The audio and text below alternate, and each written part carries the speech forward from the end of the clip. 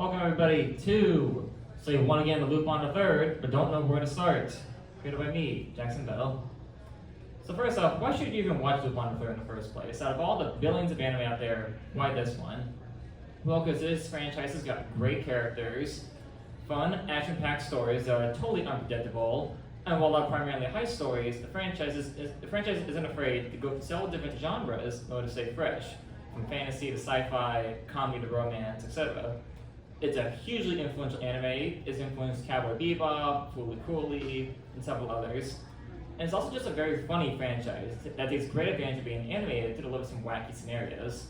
Plus, it has a fantastic soundtrack by the great Yuji Ono that combines jazz and funk to great success. But let's start from the very beginning. Once upon a time, there was a man known as Kazuhiko Kato, aka Monkey Punch. Born in 1937 and having sadly passed in 2019 from pneumonia, Monkey Punch found an interest in drawing manga since he was a teenager, having drawn several newspaper comics during his time in college. But sometime in the 60s, he was brought in to pitch a new manga series with Seinen magazine Manga Action. Thinking he'll never get another opportunity like this ever again, Monkey Punch came up with the idea for Lupin the Third off the top of his head. It was claimed by his agent that would last for about 3 months. Let's just say it lasted a bit longer than 3 months.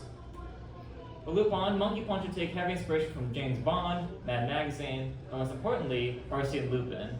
Who exactly is Arsène Lupin? This guy right here.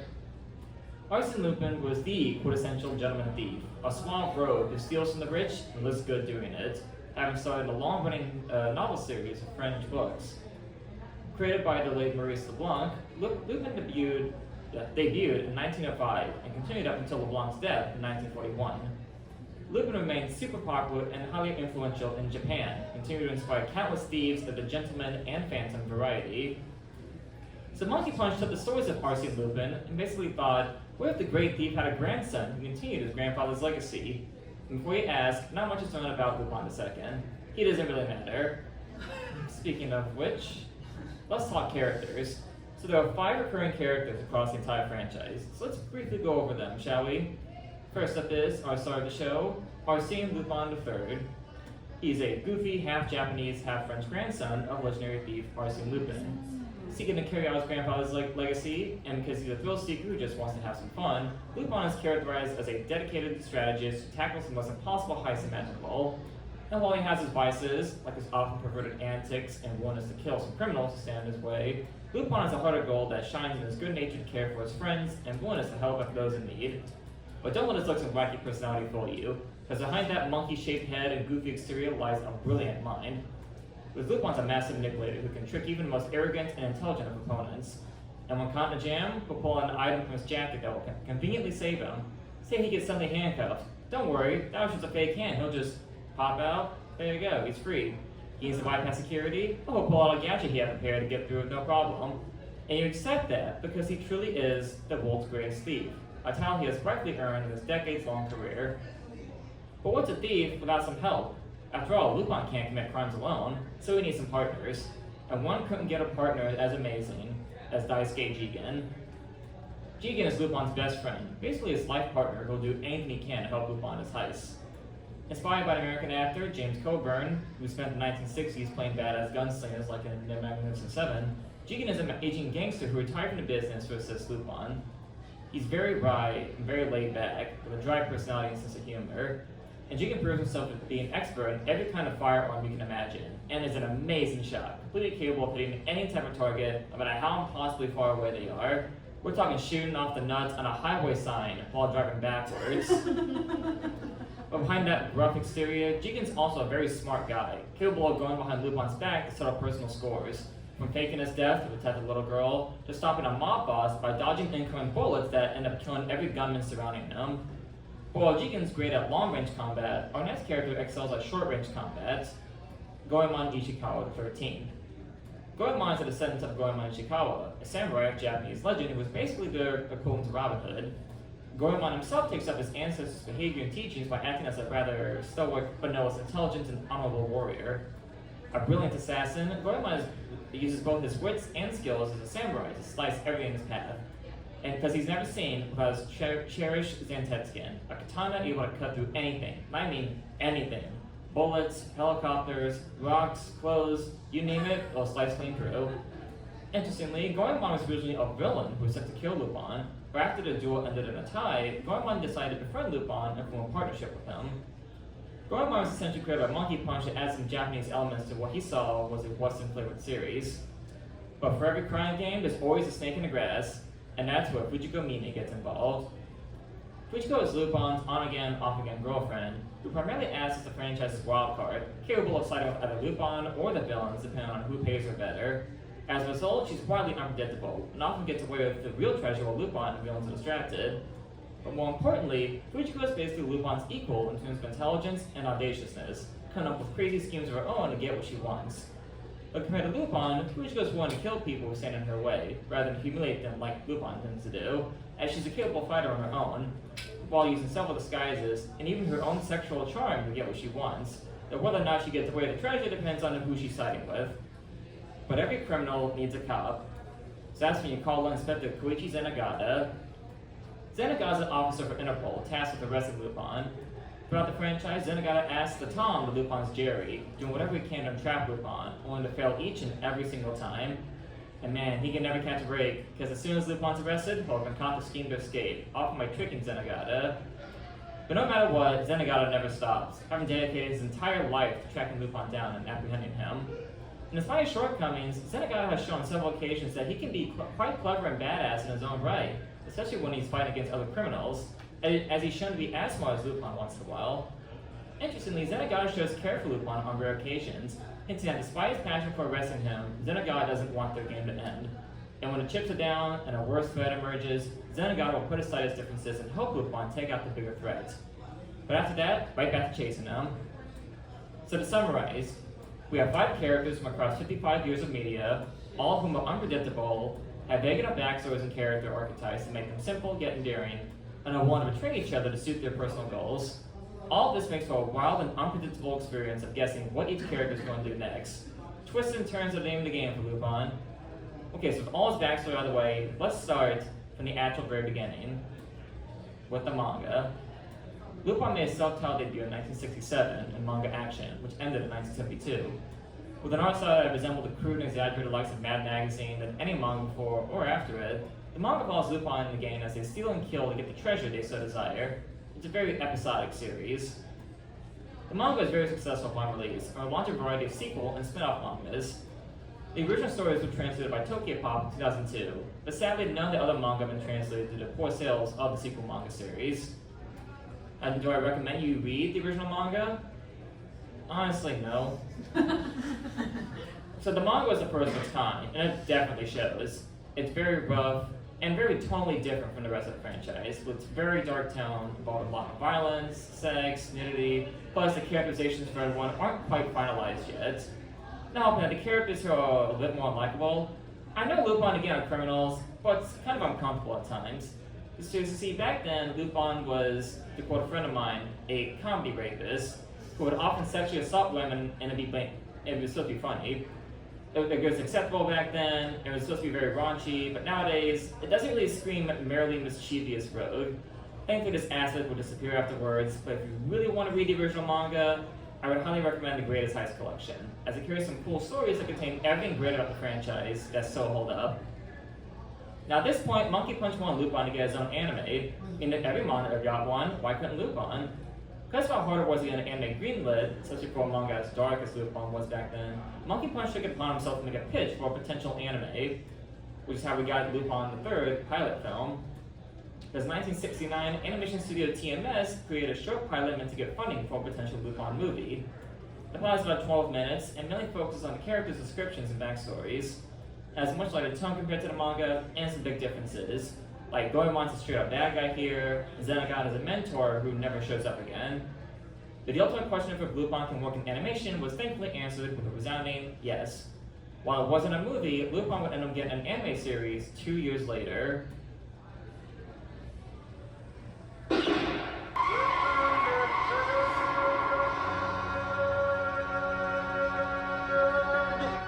By the way, all that footage is from the pilot film. But yes, we got Lupin Part 1, which first aired in 1971. It was animated and produced by TMS Animation, who go on to handle the majority of the franchise. Now, Part 1 made history as the first anime on TV aimed at adults. The series is mainly episodic, often involving Lupin and company coming in different heights of the week throughout Japan. But some episodes took place in other parts of the world, like Italy. Despite everything, the anime was well known for its trouble production. First of all, being the first adult anime on TV meant that it attracted some controversy, and for its then unseen level of violence and a darker tone, mainly from conservative moral guardians. Series director Masaki Osumi was also fired after production of episode 7 wrapped due to TMS's liking the show's direction. He was swapped out as showrunner for 2 TMS animators and writers. They were a bit obscure, but you might have heard the names, because they were Hayao Miyazaki and Isawa Takahata. Oh gosh. No clue. Yep, before Ghibli, these two worked at TMS as budding artists and soon directors of Lupin.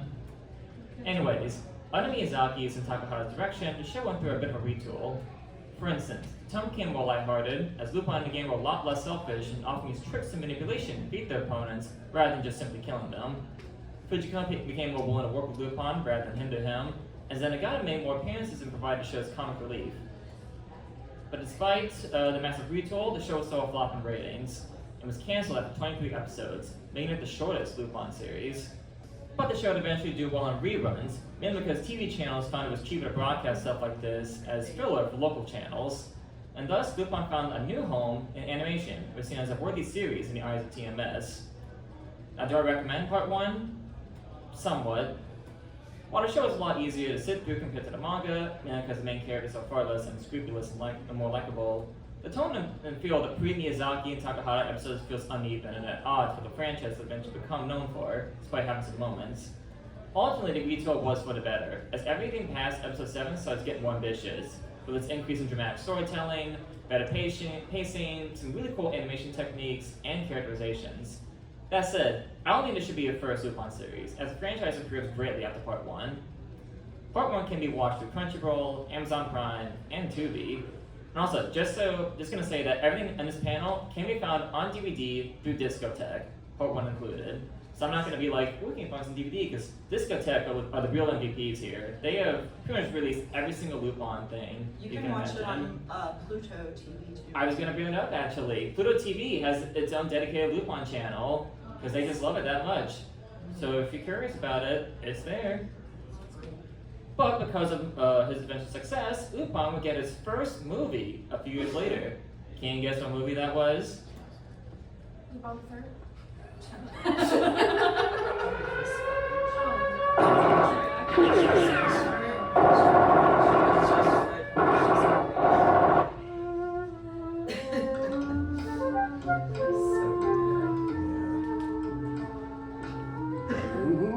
ダイヤが欲しいの。いいと。エメラルドも欲しいわ。いいと。オパールもサファイアもルビーも欲しいの。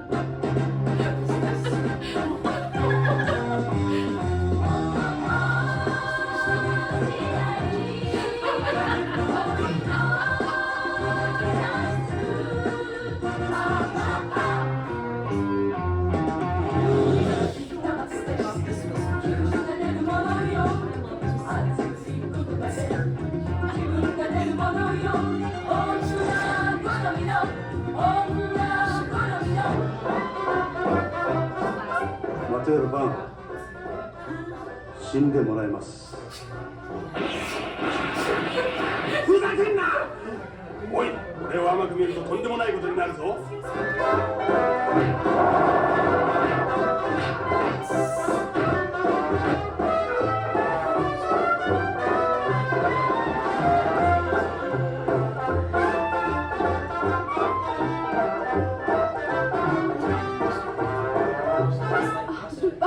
おやしなって、いけませんわそんなこと。あ、ダメよ、ダメそんなことしちゃ。あのベッドの下にはな、3000億円っていう金塊のスイス銀行発行の預かり証が隠してあるんだよ。それはな、ルパン帝国最後の隠し金なんだよ。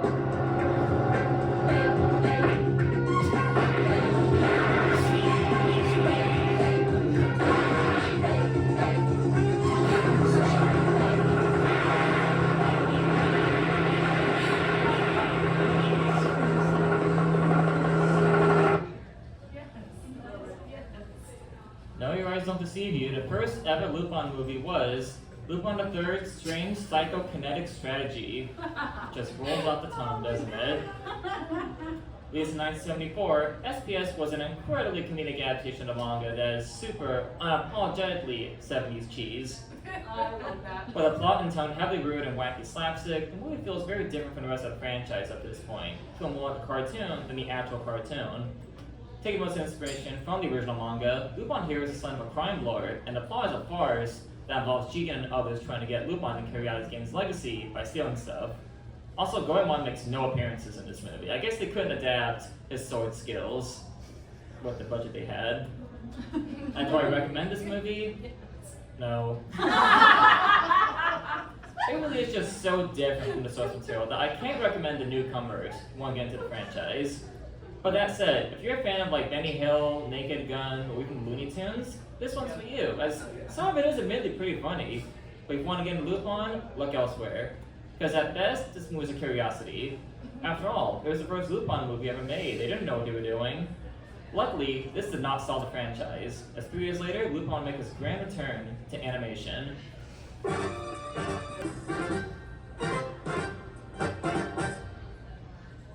Yes, this was Lupin Part 2, aka Red Jacket, since Lupin's jacket changed between series.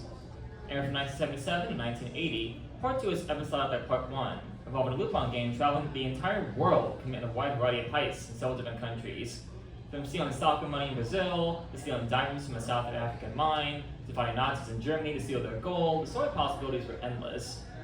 The show is more lighthearted, outlandish, and creative compared to Part 1, which was a necessity. Because you see, Team S decided to do something interesting with Part 2. They decided to make it an open-ended series, which basically meant a new episode every single week. And I do mean every single week. And just a reminder, Part 2 lasted 3 years. 3 years of non-stop Lupin action with only 3 breaks in between due to holidays. As a result, Lupin Part 2 as a whole was comprised of over 155 episodes. Now, unlike Part 1, Part 2 was a hit in ratings and catapulted Lupin to stardom.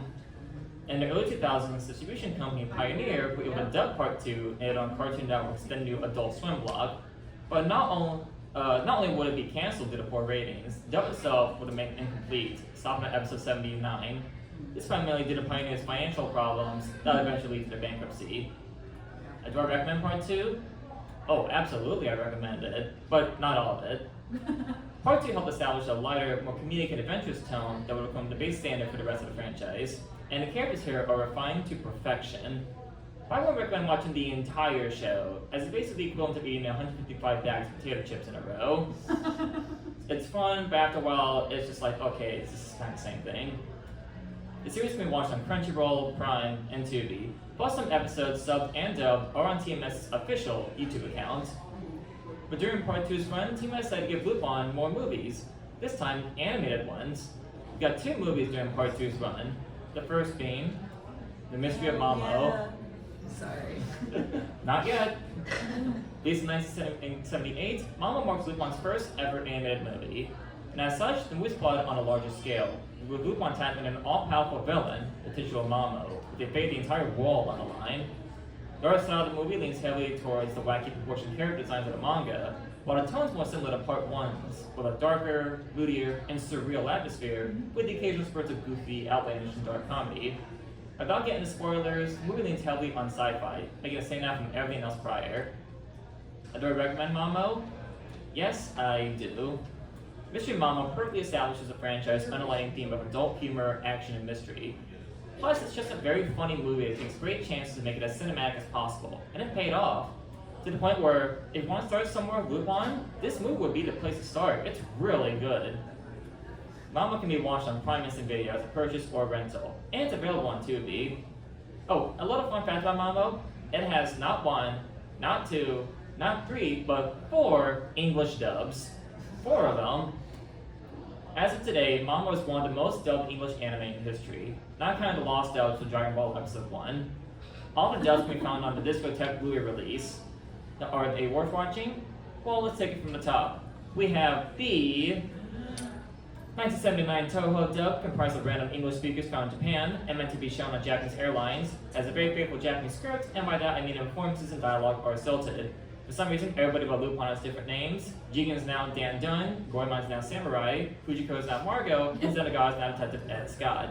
Got the 1995 streamlined dub, made to give the movie a proper English release, as goofy voice acting and an altered script, but it has its moments. Plus, everybody's names are back to normal, so that's good. Got the 1996 manga UK dub, which is originally made for the PAL market, has a script based on a Toho dub, but Lupin's name was changed to Wolf due to copyright issues with the LeBlanc estate. And finally, the 2003 Pioneer dub, which comprises of the same cast as the Part 2 dub, and is the best one in my opinion. It's very funny jokes, better acting and writing. It's not the most accurate to the original script, but the spirit of the movie is still there. And given how much TMS seems a favorite over the previous dubs, like it's this dub they can purchase on Prime Instant Video, it's this dub that was released on the YouTube channel for a limited time, and it's this dub that's currently on Tubi, is likely the canon dub. But after Mama's release, came a game changer for the franchise in the very next year, with the Castle of Cagliostro. Woo! Released in 1979, Cagliostro marked Hayao Miyazaki's first directed movie after directing numerous TV shows. Now, what can be said about this movie that hasn't already been said by animation historians and critics? The movie is considered a classic by many with its more simplistic yet solid story, having the best animation in the franchise, and for being a very interesting take on the Lupin formula. Which is funny considering that when it came out in Japan, it was a big flop at the box office, especially compared to the success of Momo. It wasn't until fan-considered copies of the movie got passed around the 80s in North America and beyond when people were able to discover it, leading to tons of animated movies paying tribute to it. Like seriously, every time you see a clock tower fight in an animated movie or show, you think Cagliostro. Like the Great Mouse Detective's clock tower fight was inspired by the one in Cagliostro. Now, do I recommend Cagliostro? Yes, I do. But with the one that Cagliostro is totally different from the rest of the franchise. Don't get me wrong, the story and animation are all fantastic, some of the best the franchise has to offer. But the characters are more altruistic and aren't as villainous as most installments. It's probably because of Miyazaki. Yeah, his influence. Oh yeah, because this is also the most lighthearted entry in the franchise, with nothing in the way of serious murder, nudity, or violence. And compared to Momo, it's a Disney movie, which again makes sense considering Miyazaki's involvement. With all that said, this is also a great movie to start with, alongside Momo. Like Momo, the movie can be found on Prime Instant Video, either rented or purchased. Also like Momo, Cagliostro received several English dubs, 2 this time. To quickly cover those for a bit, we got the 1991 streamlined dub, recorded before their Momo dub. It's very dated, the acting is very corny, the script's fully translated, Lupin's name is changed to Wolf, like the manga UK dub of Momo, in order to avoid conflict with the LeBlanc state, and some of the characters behave differently. And then there's the 2000 anime's dub produced by Manga UK. It's definitely better than the streamlined dub, but even has the bonus of having Solid Snake himself, David Hayter, as the voice of Lupin. But if you ask me, the original sub version is the way to go, as later releases would fix a plot-important translation issue that plagues both dubs. Without getting into spoilers, it involves goats. That's all I'll say. Besides, the most common dub out there is the streamlined dub, since that's the one on Prime Instant, and I don't recommend that one. And despite its reputation, Cagliostro wasn't Lupin's first appearance in the United States. Oh no, Lupin's big grand American debut came in the form of Cliffhanger. So Cliffhanger was an arcade game from 1983 developed by Stern Electronics to capitalize off the success of Dragon's Lair. Serving as Lupin's big grand American debut, Cliffhanger is comprised entirely of footage from Momo and Cagliostro, all stitched together and rewritten to make a different story. It's basically an interactive movie, which was the norm for arcade games at the time. Lupin here was renamed to Cliff, who seeks to free Princess Clarissa from the evil Count Draco. Random encounters and fight scenes ensue. Now what's the game like?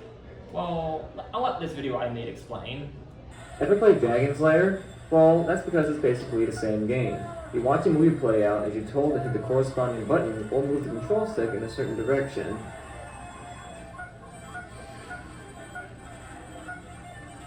Follow these prompts and you'll move on. Some days you just don't want to get out of bed. Mess up one time, and Cliff is, well, hanged. Whoa. Cliffhanger. Well, there you go. We got a title. Now, do I recommend Cliffhanger? No. Well, there's no real way to play the game. It's abandonware. Because there are playthroughs of it on YouTube, though, if you're curious. But the game is ultimately just a novelty. It's an interesting piece of Lupin lore, admittedly, but not required. Speaking of which, as we enter the 80s, TMS decided to grant the decade with another Lupin anime series.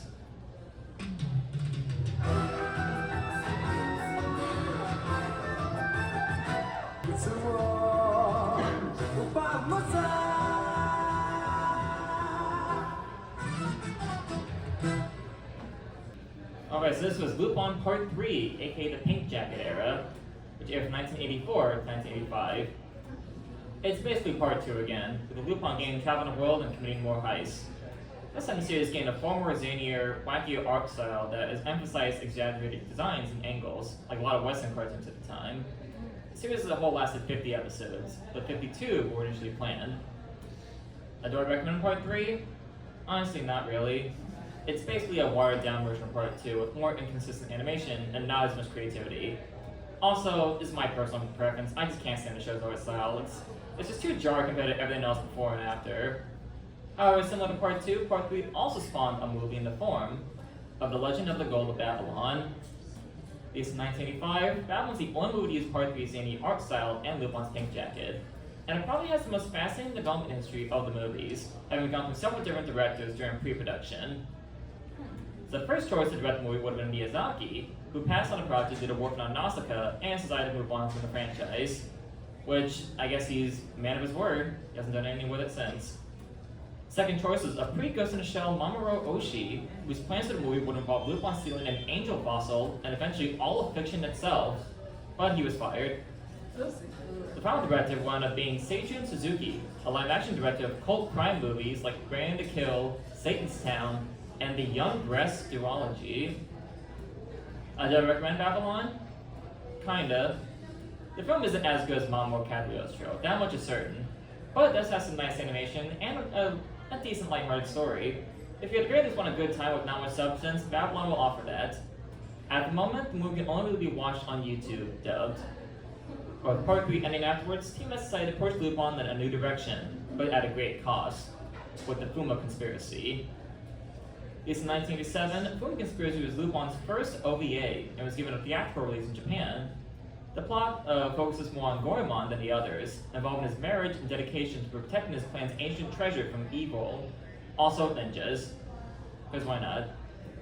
But the OVA itself is infamous in Japan for its controversial production. You see, TMS were in a bit of a tight spot financially speaking. The voice cast was getting expensive, and there wasn't much in the budget for TMS to make a great looking OVA while retaining the cast. So TMS was left with a choice.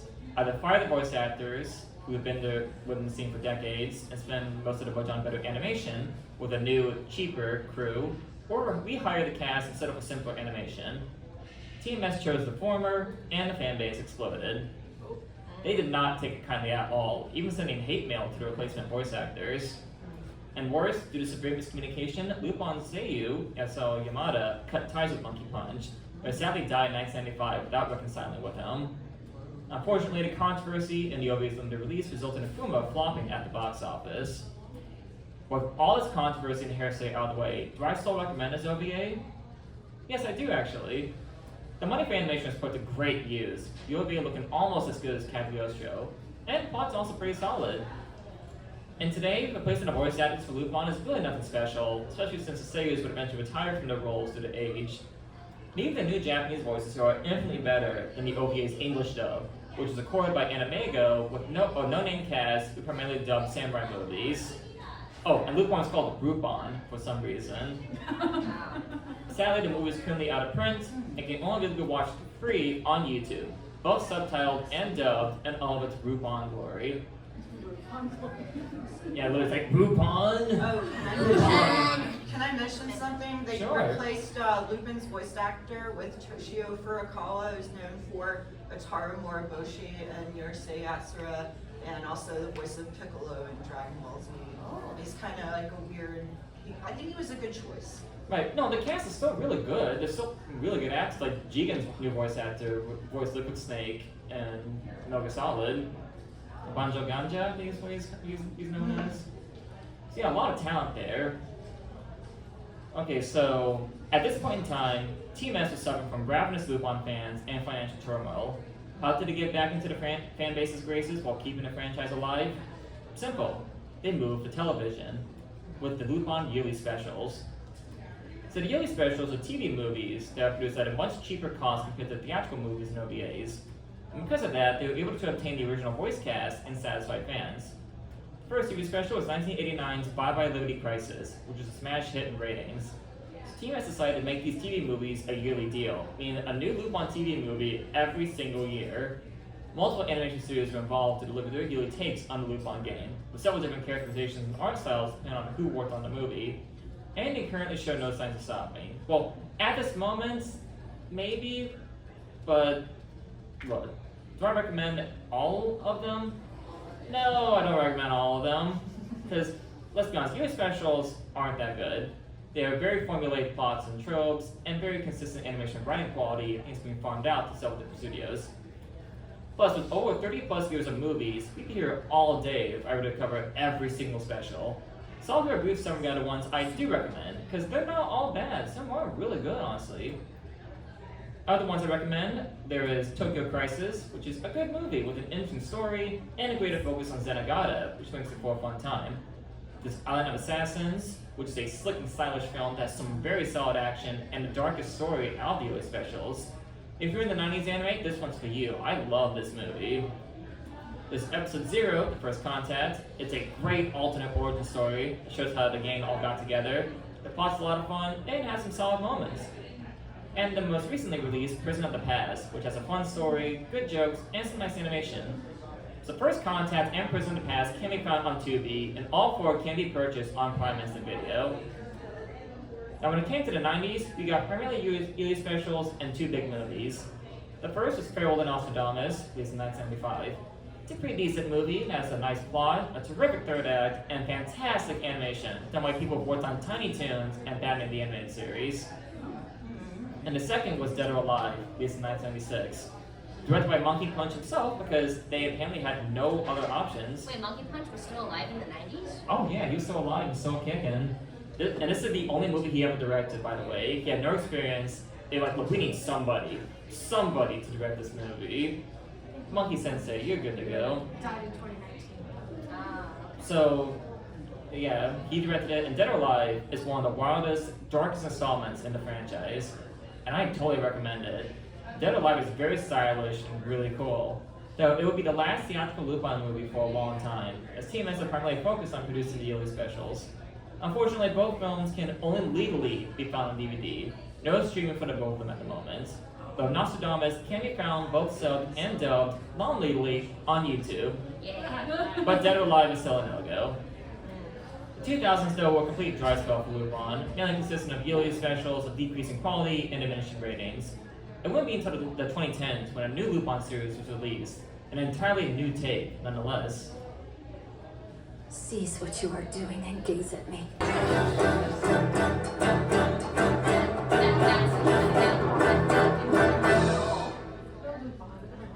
Fujiko Mine. So this is the woman called Fujiko Mine.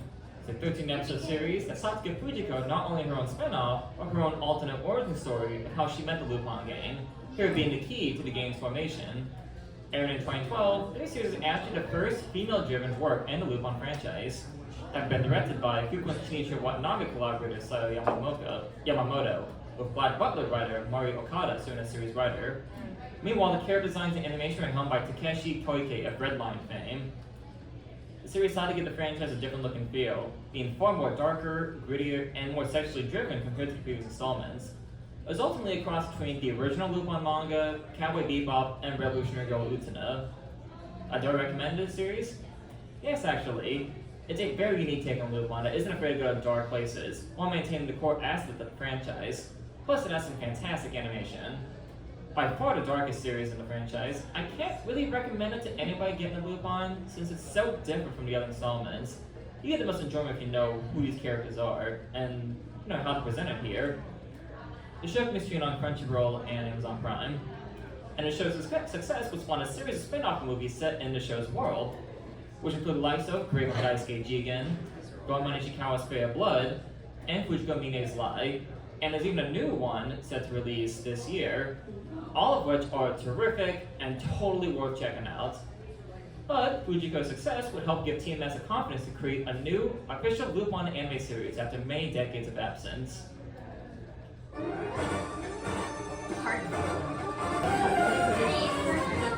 Wait, that's a feel. So this was Lupin the Third, the Italian Adventure, aka Part 4, aka Blue Jacket. Aired in 2015, the series basically involves Lupin again traveling to Italy to steal everything they can. But unlike the previous shows, Part 4 is a mixture of episodic and serialized storytelling. There's an overarching plot involving the Italian government cooking up something sinister, but we also have Lupin spending each episode trying to steal whatever priceless treasure he can get his hands on, and several recurring characters and villains appearing throughout the series. The season ran for 26 episodes. Now, do I recommend Part 4? Abso-fucking-lutely I do. Part 4 has some very solid episodes, really good animation, and makes great use of Italy, taking advantage of the country's history and culture to create a very engaging story, while also giving us some very nice character-focused episodes. Jigen and Goemon both get an episode that spotlights them, and they're the best episodes in the series for how different they are. Part 4 also helped introduce serialized storytelling to all future Lupin shows, and because of that, I think Part 4 is a great introduction to the series after watching Momo Cagliostro. It's a show that doesn't go on forever and can be watched from start to finish, no problem. No fad or awful filler in between, just a good time all around. The show can be found on Amazon Prime. Part 4's acclaim would help give TMS the confidence to start making more Lupin series every few years, such as...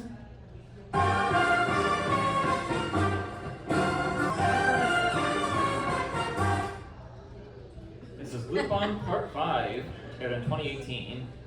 Plot mainly centers around the Lupin gang tackling France to acquire whatever treasure they can find, so long as they make it through whatever assassins, terrorists, or social media moguls stand in their way. One up Part 4, Part 5 has 4 interconnected story arcs that ultimately deal with Lupin's position in the modern era, with things like smartphones, the internet, and social media make it harder for thieves like Lupin to stay hidden, especially when he's targeted by other criminals who want his head, plus all the unwanted attention by the general public. The season lasted 24 episodes. And do I recommend Part 5? For sure. The story arcs are very well done. Even the filler in between the arcs is really entertaining, taking the time to give us some nice character-driven stories that can be pretty funny.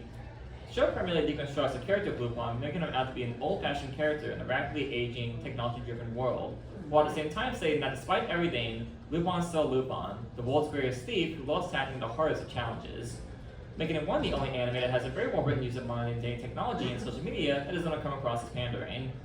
Plus, the series gives us some solid new characters and some great action. Part 5, unfortunately, at this moment, can only really be found on the Roku channel, so if you have Roku, you're okay, but it's also available with ads on Amazon Freevee, but sub only. But with Lupin hype increasing, TMS decided to give Lupin a new theatrical movie after all these decades. But this wouldn't be any ordinary movie. This time Lupin will go into the third dimension, with Lupin the First. Released in 2019, the movie is entirely animated in CGI, again standing out from everything else before it. The story was heavily inspired by Castle Cagliostro, with Lupin trying to help a young female thief uncover the secrets of his own grandfather Arsene Lupin the First, which the Nazis are also trying to uncover for their own nefarious purposes. Do I recommend Lupin the First? Yes, I do. The animation is stunning, reminiscent of the squash and stretch of the Hotel Transylvania movies that managed to capture the franchise's style perfectly. I know CGI animation tends to get a bad rep against the likes of Berserk 2016 and X-Arm, but this movie just looks so good. And it hopes that the story is a solid version of Lupin's 50-plus year-long career that honors the character's legacy. The movie can be purchased on Amazon Instant Video and Apple TV.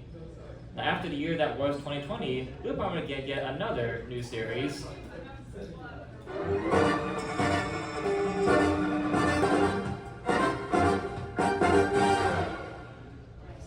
This is Lupin Part 6, which aired in 2021. This involves Lupin traveling to London to do the same stuff he's been doing for decades. Like the previous series, this one has story arcs, but just two this time.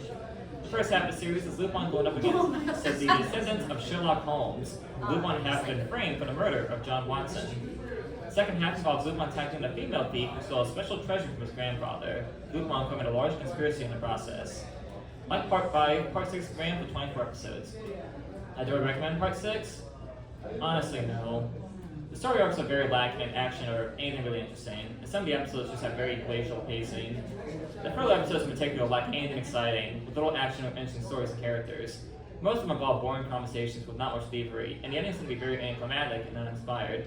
And unlike the previous seasons, the show doesn't make good use of its London setting, as aside from Sherlock Holmes, nothing about the city's history or culture is used for anything creative. Well, that's because it's England. Yeah. Okay. So, for the next installment, the team has decided to go for a more unique approach.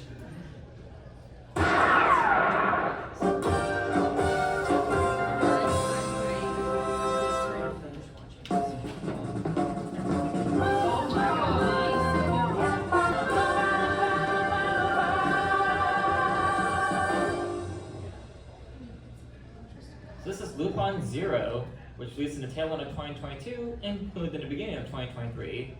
So Lupin Zero was a 6-episode ONA, a miniseries released exclusively online that details an alternate origin story for Lupin, this time going to his childhood as an up-and-coming thief. Taking heavy cues from the original manga and a Part 1 anime, Lupin Zero involves a young Lupin teaming up with a young Jigen as the two go on crazy misadventures as they had to go up against numerous criminals.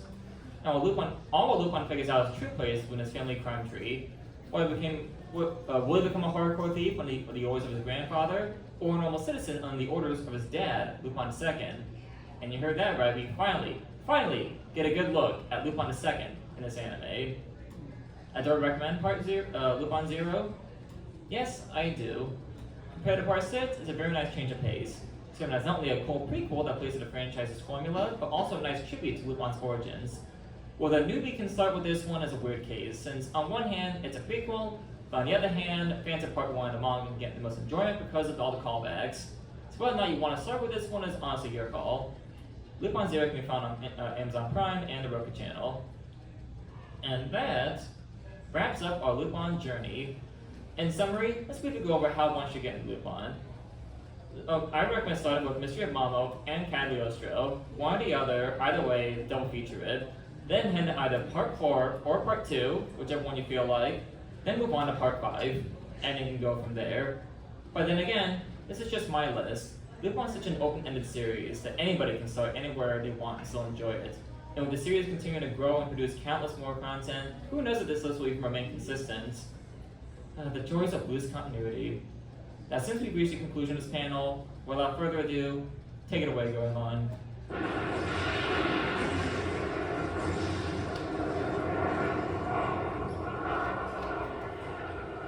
As you've guessed by now, this is the end.